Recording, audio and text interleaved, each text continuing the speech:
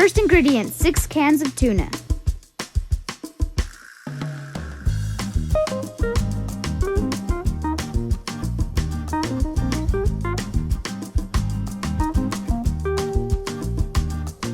Next ingredient, mayonnaise. Next, 2 chopped cucumbers. Then, 3 chopped celeries. Add a half of purple chopped onion.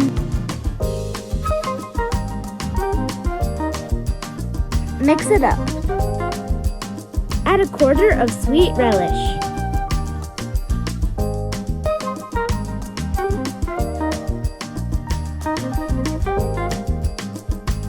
Squeeze 2 big limes.